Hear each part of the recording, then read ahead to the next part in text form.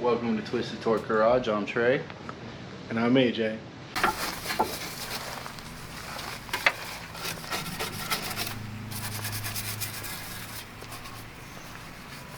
Hey, what's up YouTube? Welcome back to Twisted Torque Garage. It's been a minute. You can see what we're doing. Car's outside. It's been outside. It hasn't been washed since we blew the motor, and now it was back in when? February? January? You're funny. September. Oh. Anyways, no, we washed it once. We just didn't do it too good. Now we're kind of doing the final wash. You can see all the oil in the rim back there. So, gotta clean that up. But we've been busy. We haven't, just because we haven't posted any YouTube videos in a while. Side note, 2 videos before this video we've had for a very long time. I switched editing programs, and I've been working on the intro that you guys are probably going to end up seeing. And it took me a while because it's a new program I'm not really familiar with, and it was a lot more technical than it needed to be probably. But regardless, we're back to it. Like I was saying before, we did a lot of work you guys are going to see in this video. But before we get into that, Trey's going to start cleaning crap up. I already started. Well, yeah, you started. It's very hot. Did you say hello to the people? I don't think I did. Sorry, guys. Is that sweat or water?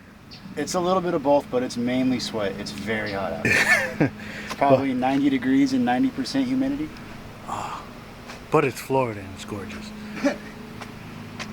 We were supposed to move that mailbox, but we thought it was going to rain. There was some rain clouds hovering above us, but it didn't. But while he's doing this, I'm going to clean up this. The car hasn't moved from this spot in a long time. I'm going to sweep up. We got some stuff to put away. We got some new tools. We'll talk about that later. And we got things out, and I'm going to clean up all up in here while he plays with Linda. And yeah, like I said before, we haven't stopped working, we just haven't been filming. If you follow us on Instagram, you've probably seen what we've done, but we've been working on something that we've never done before, so we're kind of concentrating because it's very important. But we'll get back into that a little bit later in the video. So yeah, It's hot. My knees getting my knees wet. you gonna be on your what? You heard me. I guess I gotta turn the music on. Do a time lapse, bud. Oh yeah, that is a time limit.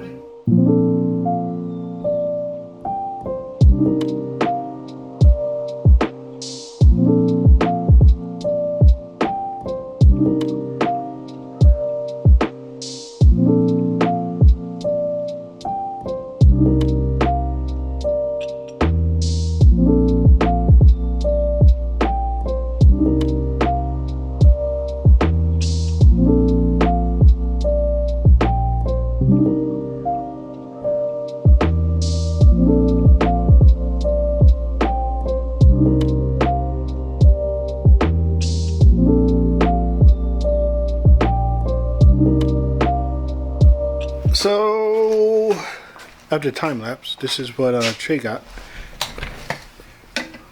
This side's pretty much done. Doing the final pass on this side.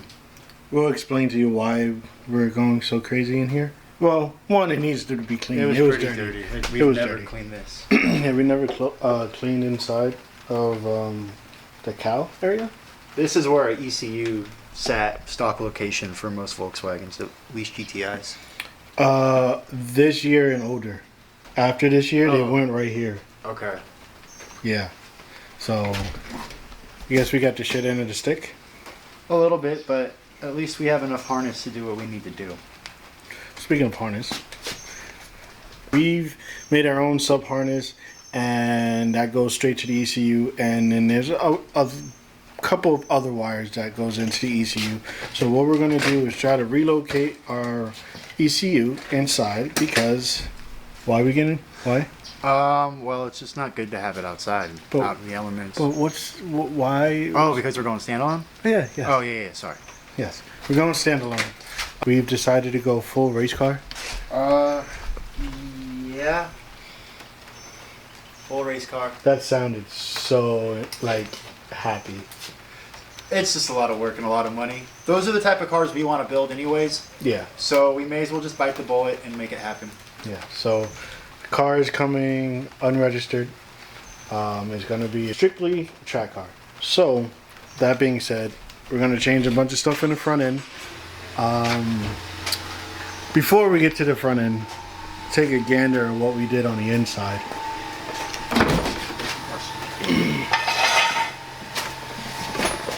Ooh, I need some light. Lighting is terrible, my boy.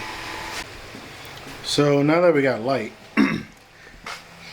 we decided, well, not decided, we knew we were going to do this, but we got the roll cage in, I would say 90% of the way. Everything is pretty much welded that you see here. We came up with some more ideas. Don't mind that has to be dealt with. We have to move this fuse box somewhere else or redesign it something and place it somewhere else because the way the bar is in the car, it was mounted somewhere in this area and that box is way too big to fit there with the steering column and such. And that's our seat. Looks good. But we're going to go to the back. So right now it's a 6-point roll cage.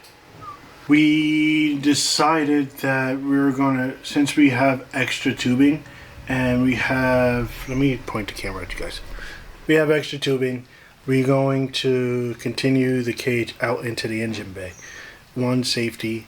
2, the plans we have for this thing, we're gonna hit speeds where we're gonna need a decent sized cage. The reason why we haven't really filmed, because we've never done anything like this before, such as the cage. So it took a lot of patience and time. We started a cage in February.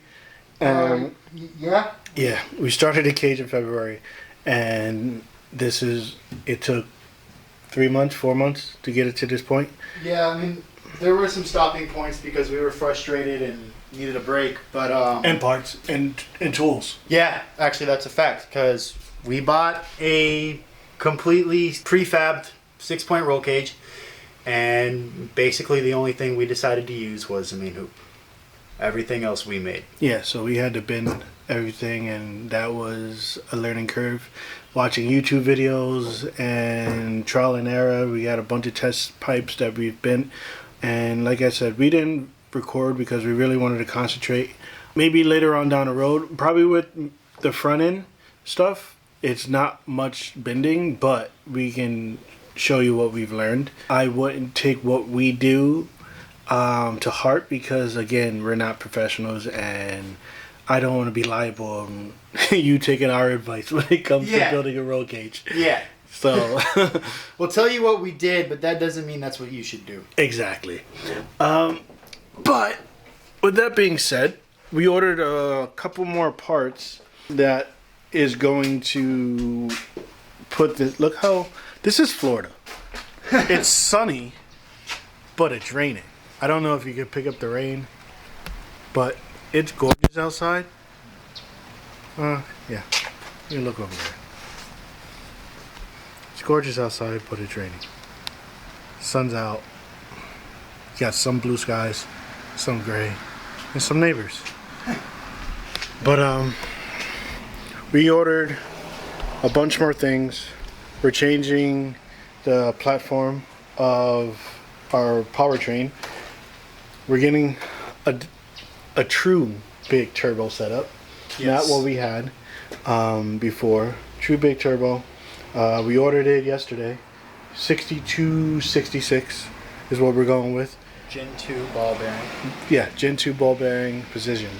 We got a tubular manifold to slap onto that. That means we're going to end up changing our downpipe. Then we got intercooler tubing to do.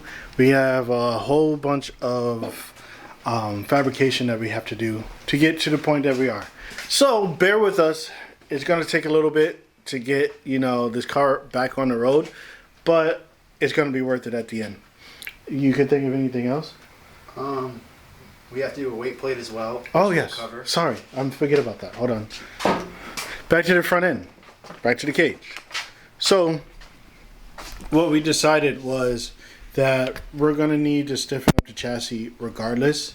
Anyway, we're gonna run tubing. Make it on camera. Here to the strut. Here to the strut tower, and then we're gonna run tubing from here inside to our existing roll cage. I guess get a head start on regulations, and then we're gonna make a weight plate, fuel cell in the front, battery up front, a traditional front wheel drive race car. Hopefully you guys come along for the ride and you enjoy. Oh yeah, David, parachute. I was 80 pounds heavier just then. With the speeds we're gonna end up going, you want to explain this? For NHRA, IHRA regulations, is it 135 or 140? 135. After a trap speed of 135 miles an hour in the quarter mile, you have to have a parachute, otherwise you can't run anymore. We're pretty sure that we're not going to be far off from that. Pretty much right after the first tune, first couple times at the drag strip. So we're just going to do it now. It's one less thing we got to worry about. And it's also safety too. We're on stock brakes, so... Yeah, stock brakes. So the crazy thing about the Volkswagen world is that they like to go bigger, not smaller. So it was very... if you guys in the comments that actually like our builds or our build and know anything about Volkswagen, can point me in a direction on a upgraded brake system that is actually smaller and made for drag racing, instead of getting a big brake kit, which 90% of the Volkswagen world usually get, because they put bigger brakes, bigger wheels, and go out to a circuit track or just stunting around, you know, their cities. 15s are the smallest we can get on this car with these brake calipers. We would like to get 13s ideally. Yeah. We got 15-inch wheels for the slicks, right? Mm-hmm. Okay. No, those are 16s. These are 16s. The R888s are 16s, but our slicks are 15s. And we barely made it. Oh, yeah, it's millimeters. Yeah, it's millimeters.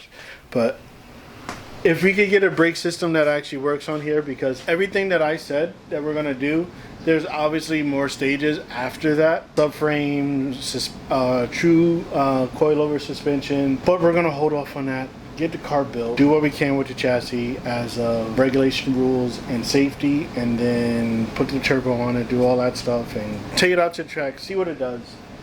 And hopefully be the fastest Mk 5 in the world. I don't think I'm gonna say we'd probably be the fastest Mk 5 in the world. For sure. If everything goes right, if everything goes well. How many people care about the most fastest Mk 5 in the world? I don't know. But until then, we're out. We'll see you next time. Thank you. Love ya. Goodbye.